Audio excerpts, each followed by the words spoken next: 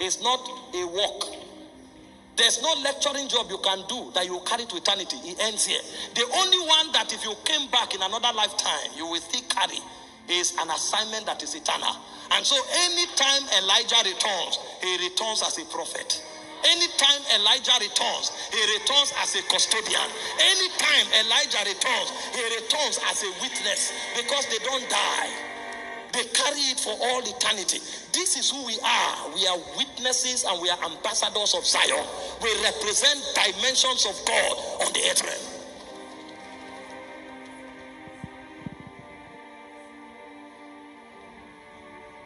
When you leave this conference, you will discover who you are. You will discover who you are. You will know that you carry an errand from Zion. He said, before you were formed in your mother's womb, I knew you. I ordained you. I ordained you. There was a seal put on your life that you shall be a prophet to the nations. You came as an errand of God from eternity to time.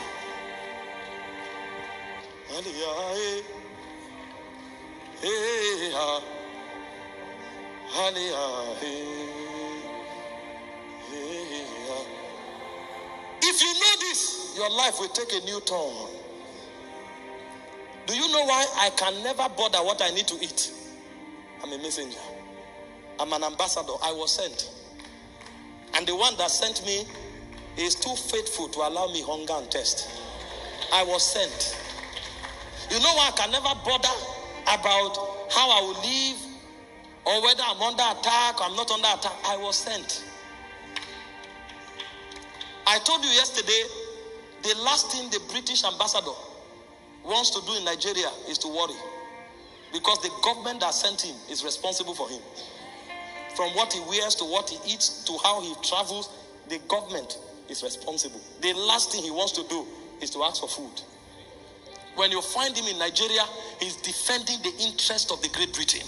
He's arguing to advance the influence of the government of Britain in Nigeria.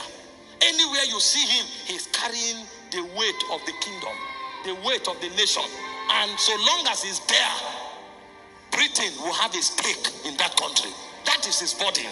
How much of the influence of this empire will remain in this country because of my presence? That's how an ambassador thinks. I am on earth. How much of the influence of God will be felt in my space because I am here? If that becomes your pursuit in life, everything men seek will be an addition to you. Everything men desire will be an addition for you. We didn't come. He said, I have not called the seed of Jacob to seek me in vain. God is too faithful for your food to become an issue. And so the difference between a Christian and a witness, the difference between a Christian and an ambassador, the difference between a Christian and a messenger is that a Christian is a consumer, but a messenger is a burden bearer of God. When you find an ordinary Christian praying, he's asking for health, he's asking for bread, he's asking for breakthrough. But when you find an ambassador on his knees, he's asking the Father, what will you have me do? What is the next assignment? What is the strategy for fulfilling it? How do I advance the influence of heaven on earth? And as he's doing it, what the other one is praying for is an addition to him.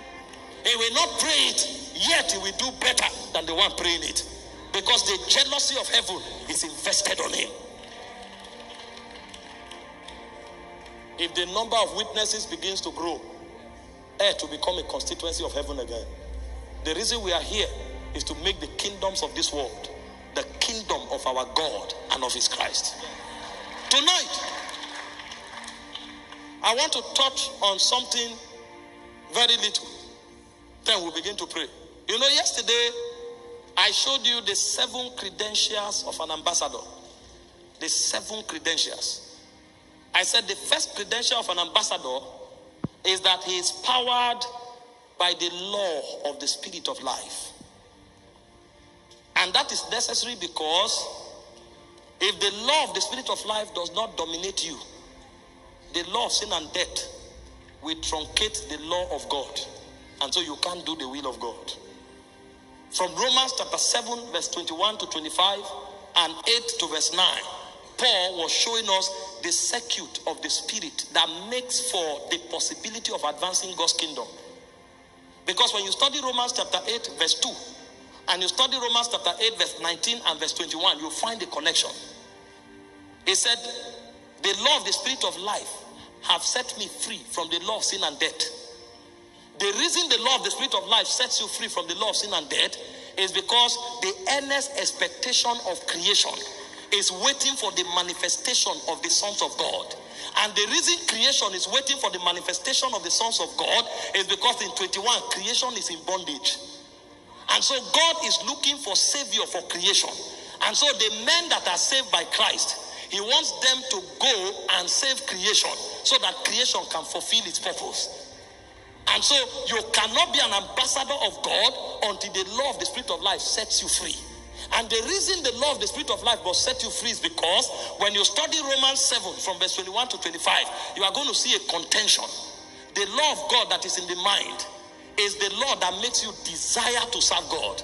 But in your body and in your member is another law called the law of death that has the power to always stop the law of the mind. And so you desire to serve God, but you cannot because there is a law in your member that stops you from serving God. But the way God buffers the equation is by introducing a third law. So the law of the Spirit of life stops the law of sin and death. And the moment the law of sin and death is stopped, the law of the mind goes to work.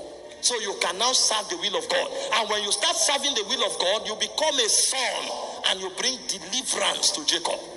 And so the first way to become an ambassador is for the law of life to truncate the law of sin and death so that the law of God can push you to serve the will of God. Otherwise, creation will remain in bondage. The bank will be controlled by criminals. The academia will be controlled by criminals. The government will be controlled by criminals. And if you send Christians there, they will join them. Some of us here who are from Christian nations, you know that 60 to 70% of your senators are Christians. But the world is plunging into darkness because they were not taught how to submit to the law of life. So they are still slaves of the law of sin and death. So they had great passion for God. But when they saw money, they saw influence, they saw power, their convictions sank and they became slaves of the devil. And Paul showed us the way to activate the law of life is through your mind. You must become spiritually minded because the law of life must be fed. And it is fed by what you see and what you hear. So your mindedness is what empowers the law that you work with. And only those who submit to the law of life can become sons and bring deliverance to creation. And so the first law of an ambassador is the law of the Spirit of life. I said the second thing